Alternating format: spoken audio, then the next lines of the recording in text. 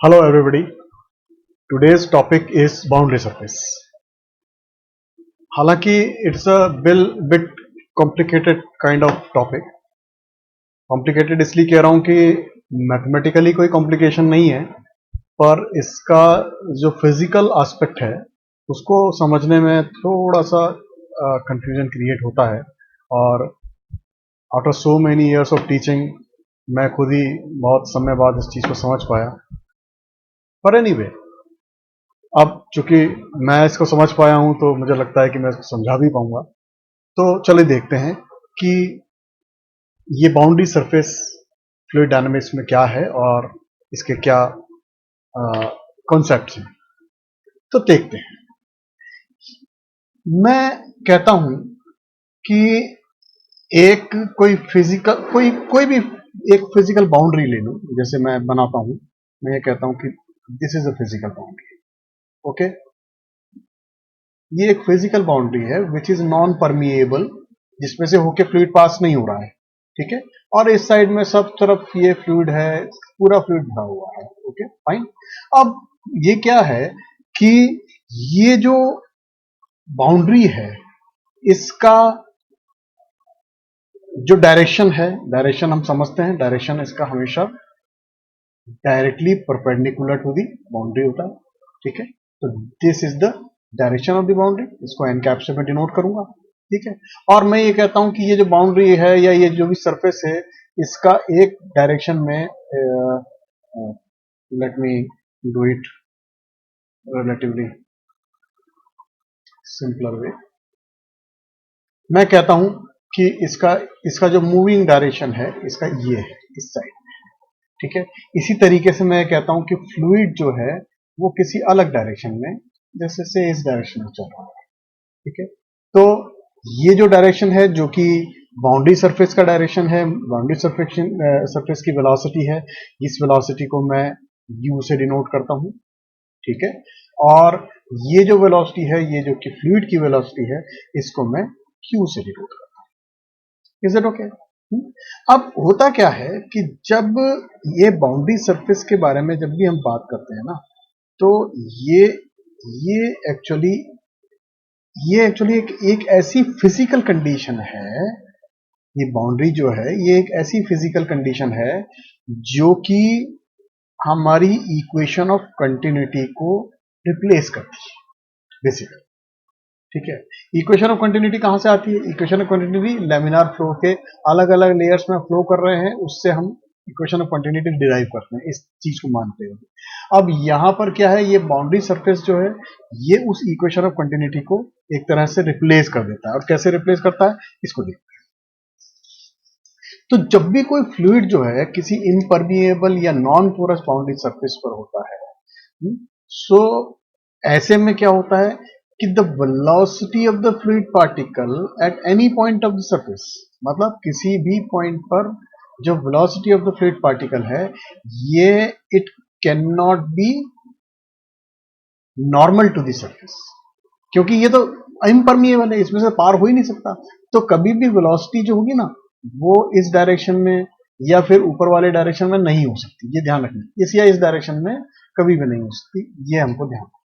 इसका मतलब क्या है? इसका मतलब ये है कि हमेशा ही वो इसके टेंजेंशियल डायरेक्शन में होगी.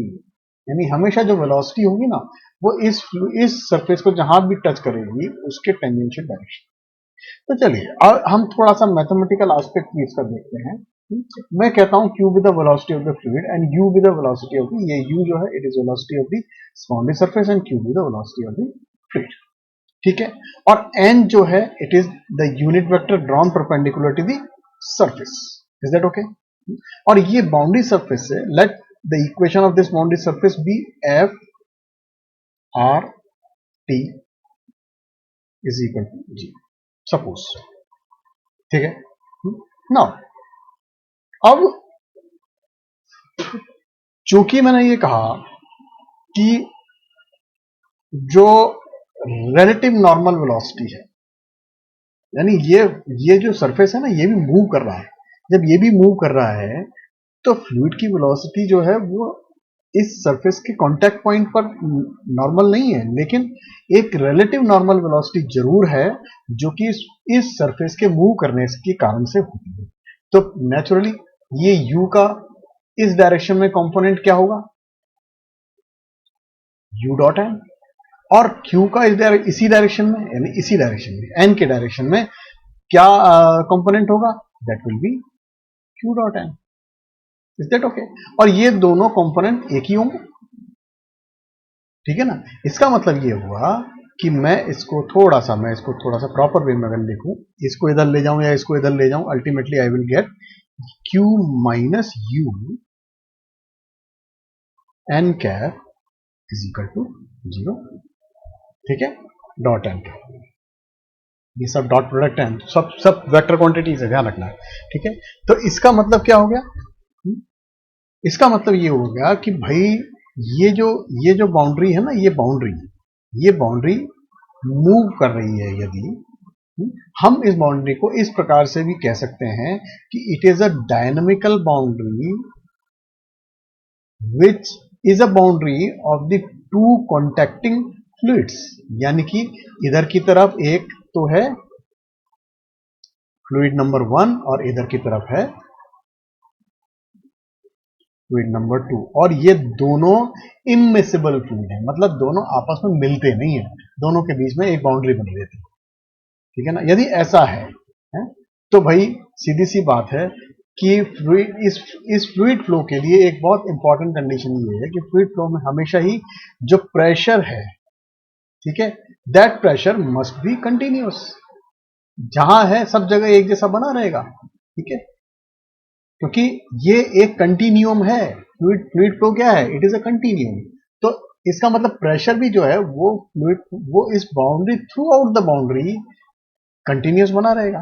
कंटिन्यूस बना रहने का मतलब ये हुआ कि भाई जो भी ये डेल्टा एफ करके यदि मैं उस प्रेशर की बात करूं, इस प्रेशर को मैं डेल्टा एफ से डिनोट करूं, तो वो थ्रू आउट द बाउंड्री एक जैसा होगा और जो कि इसके परपेंडिकुलर होगा, यानी कि इस एन का डायरेक्शन और डेल्टा एफ का डायरेक्शन एक ही चीज होगी। इसका मतलब ये है कि मैं हमेशा ही q minus U dot delta F is equal to 0 लिख सकता हूं। इसमें कोई दिक्कत की बात नहीं होनी चाहिए, ठीक है। अब मैं आगे बढ़ता हूं। मैं ये कहता हूं कि एक पॉइंट P है, ठीक है, एक पॉइंट P है इस मूविंग सरफेस पे, इसी पॉइंट को P कह देता हूं, ठीक है। तो मूविंग पॉइंट पे इस पर एक पॉइंट P है, तो वो किसी instant of time which is t plus delta T, इस t प्लस डेल्टा टी पे उसके कोऑर्डिनेट्स या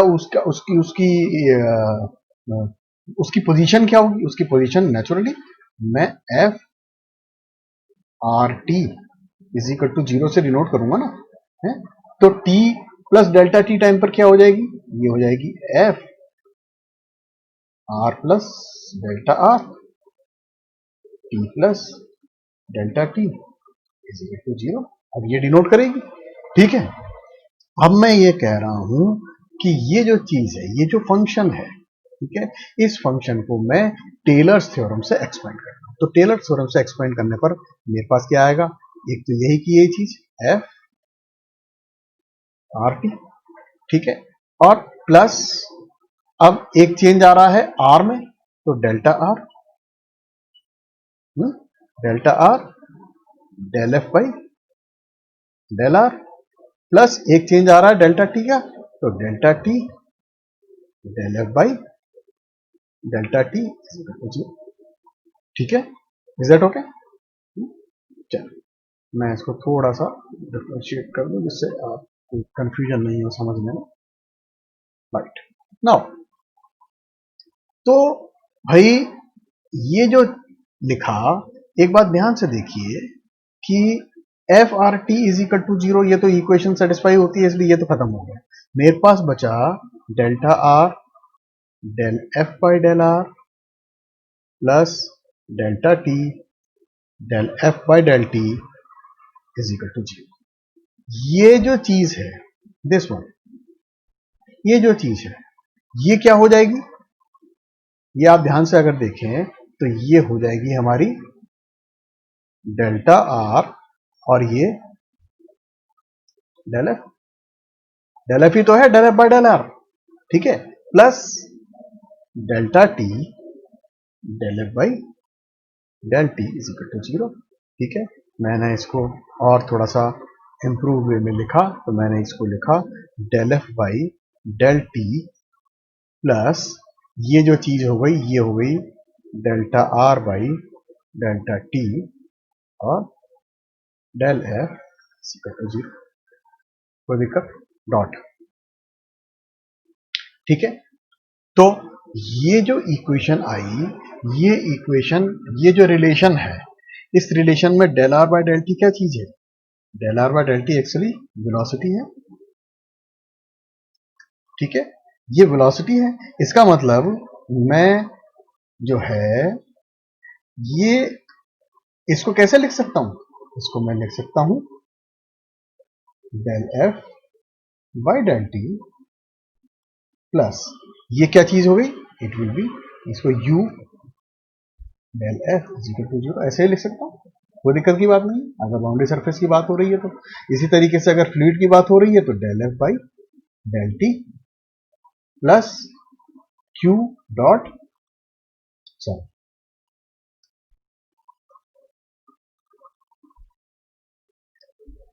Q dot del F is equal to 0, is that okay? मैं ये क्यू डॉट डेल एफ को अगर मैं खोलना चाहूं तो मैं थोड़ा सा इसको और इम्प्रूव करके लिख सकता हूं, ये वाला हिस्सा तो del F by del T ही होगा, है ना, plus Q dot del F करूं तो क्यू के कंपोनेंट तो यू वी डब्ल्यू है ना, और एफ तो एफ है ही, तो मैं इसको अगर खोलूंगा तो क्या क्या मुझे मिलेगा? मुझे मिलेगा U del F by del X plus V del F by del Y plus W del F by del Z equal to 0, ये इक्वेशन आने वाली है मेरे पास, ठीक है ना। तो ये जो है ये इक्वेशन एक ऐसी इक्वेशन है जो कि हर एक बाउंड्री सरफेस को सेटिस्फाई करनी चाहिए। अगर f इज इक्वल टू 0 कोई बाउंड्री सरफेस है, यानी कि f R T is equal to 0 कोई बाउंड्री सरफेस है, यदि वो बाउंड्री सरफेस है, भले ही वो एक सॉलिड बाउंड्री सरफेस हो, भले ही वो दो फ्लूइड का बाउंड्री सरफेस हो, तो ऐसे केस में हमेशा ही ये इस रिलेशन को सेटिस्फाई करेगा। और यदि del F by del T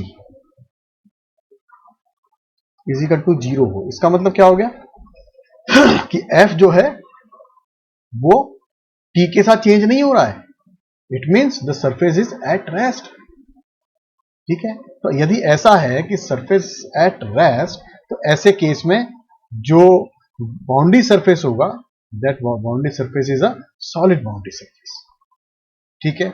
और उस केस में सिर्फ और सिर्फ ये वाला हिस्सा, सिर्फ और सिर्फ ये वाला हिस्सा हमारे सामने रह जाएगा। तो ध्यान से आप देखें अगर, तो देखिए क्या है, it is actually the equation of continuity.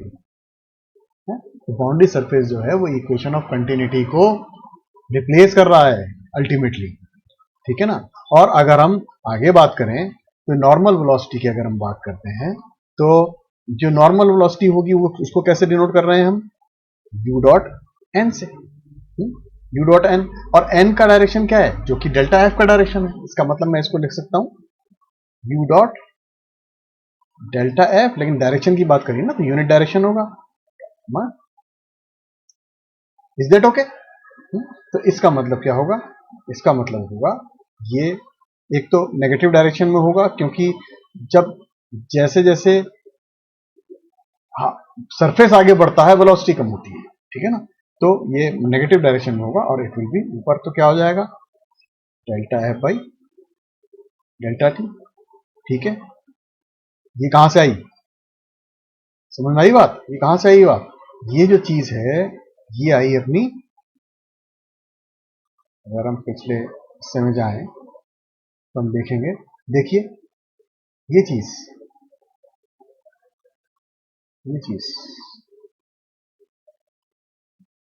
यहां से आई, ठीक है ना, है? तो आगे बढ़िए।